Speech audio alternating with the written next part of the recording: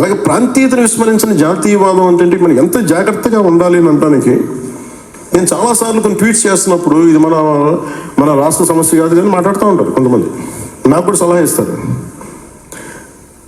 అంటే ఉదాహరణకి బంగ్లాదేశ్లో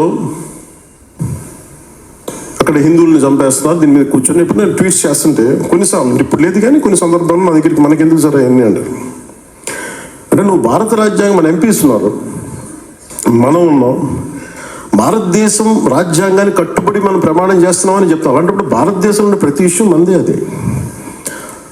అది ఎందుకు కూడా చెప్తున్నాను, ప్రాక్టికల్ కూడా ఎందుకో చెప్తున్నాను.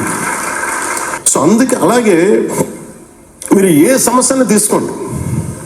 ఉదాహరణకి ఇప్పుడు యుక్రెయిన్ వార్ జరుగుతుంది, మనకు సంబంధం ఏంటని అనుకోవద్దు. సడన్గా మన యూరియా పెరిగిపోయింది ధర అంటే యుక్రెయిన్ వార్ వల్ల.